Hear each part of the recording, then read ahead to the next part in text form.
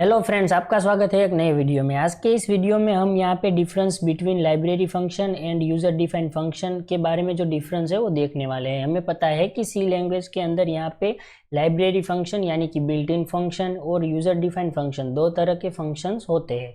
तो उन दोनों के बीच में क्या डिफरेंस है वो हम आज यहाँ पे देखने वाले हैं।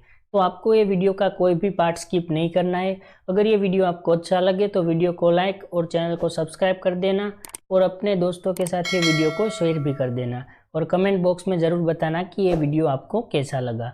तो चलिए हम यहाँ पे बढ़ते हैं फर्स्ट पॉइंट की तरफ। हमने यहाँ पे लाइब्रेरी फंक्शन में सबसे पहले यहाँ पे लिखा है कि they are predefined function यानी कि बिल्ट इन फंक्शन इन सी के अंदर ये जो फंक्शन है वो यहाँ पे पहले से डिफाइंड होते हैं यानी कि प्री डिफाइंड या बिल्ट इन फंक्शन।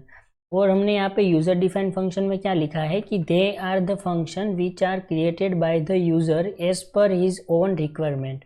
यहाँ पे जो यूज़र है उसकी जो भी रिक्वायरमेंट है उसके हिसाब से यूज़र खुद से जो फंक्शन क्रिएट करता है उसको हम यहाँ पे यूज़र डिफाइंड फंक्शन बोलते हैं।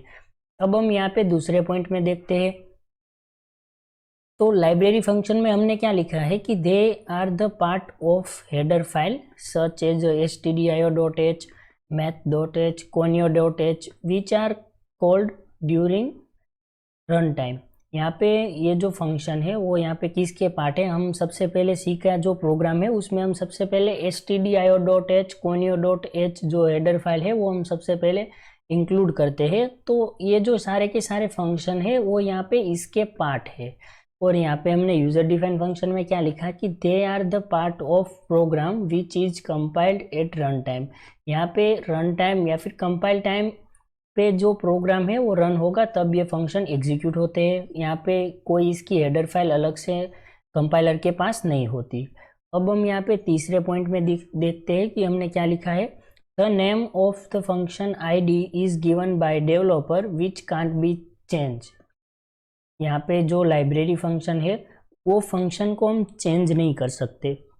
हम यहाँ पे printf stdio.h हम क्यों इंक्लूड करते हैं, ताकि हम printf और scanf फंक्शन को यूज़ कर सके। पर ये जो दोनों के दोनों फंक्शन है उसमें हमें पता है कि हम कभी भी कोई चेंजेस नहीं कर सकते। तो ये जो बिल्ट इन फंक्शन है लाइब्रेरी फंक्शन, इनके सारे के सारे जो फंक्शन है उसको हम कभी चेंज नहीं कर सकते, ये कंपाइलर में प्री डिफाइंड होते हैं। और यहाँ पे हमने तीसरे पॉइंट में यूजर डिफाइंड फंक्शन में क्या लिखा है, the name of function ID is declare by user which can be change. यहाँ पे जो यूजर है उसने ही फंक्शन का नेम दिया है तो वो अपने हिसाब से नेम को लिख सकता है और या फिर वो उसको चेंज भी कर सकता है, क्योंकि ये जो है वो यूजर ने खुद क्रिएट किया है। अब हम यहाँ पे फोर्थ पॉइंट की तरफ बढ़ते हैं। हमने यहाँ पे फोर्थ पॉइंट में क्या लिखा है कि the function name is return type their arguments. हमें यहाँ पे पता है कि हम रिटर्न टाइप किसको बोलते हैं, आर्ग्यूमेंट किसको बोलते हैं, number, argument number and their types have been already defined. यहाँ पे जो फंक्शन है उसके रिटर्न टाइप या फिर हमने लिखी कि द नंबर ऑफ आर्ग्यूमेंट्स और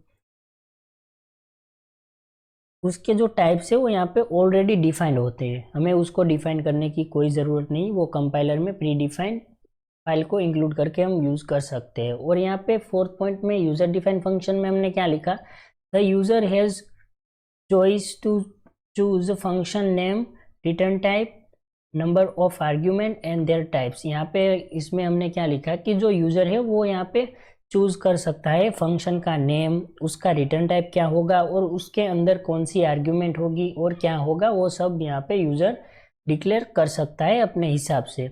हमने यहाँ पे एग्जाम्पल भी लिखा है कि जो बिल्ट इन फंक्शन है वो क्या है। तो हमने यहाँ पे लिखा है printf stdio.h हेडर फाइल की मदद से हम printf और scanf को यूज़ करते हैं, sqrt और paw। ये जो फंक्शन हमने लिखे है ये क्या है कि ये सारे के सारे लाइब्रेरी फंक्शन है, इसमें हम कोई भी चेंजेस नहीं कर सकते। और यहाँ पे हमने इसके भी एग्जाम्पल लिए हैं यूज़र डिफाइंड फंक्शन के। हमने यहाँ पे लिखा है इंटीजर, तो ये जो इंटीजर है ये क्या है, ये रिटर्न टाइप हम उसको बोलते हैं। और यहाँ पे हमने फैक्ट लिखा है यानी कि फैक्टोरियल कार्ड निकालने के लिए, तो जो ये फैक्ट हमने लिखा ये यहाँ पे फंक्शन का नेम हो गया। और इसके अंदर हमने क्या लिखा, इंटीजर n, तो इसको हम यहाँ पे आर्ग्यूमेंट बोलेंगे। तो यूज़र है वो अपने हिसाब से इसको लिख सकता है, यहाँ पे कोई दिक्कत नहीं है। और एक दूसरा एग्जाम्पल है जिसका रिटर्न टाइप फ्लोट है और जो फंक्शन है उसका नेम सम है और यहाँ पे नंबर ऑफ आर्ग्यूमेंट कितनी है, 2 है, एक फ्लोट x और फ्लोट y। तो आज हमने यहाँ पे सी के अंदर जो बिल्ट इन फंक्शन और यूजर डिफाइंड फंक्शन है उन दोनों के बीच में क्या डिफरेंस है उसका वीडियो हमने देखा। आगे ऐसे ही हम कोडिंग रिलेटेड वीडियोस को लेके आने वाले हैं। तो आप वीडियो पे नए हो तो वीडियो को लाइक और चैनल को सब्सक्राइब कर दीजिए ताकि ऐसी ही कोडिंग रिलेटेड वीडियोस आपको मिलती रहे। तो मिलते हैं एक नए वीडियो में, तब तक के लिए बाय बाय।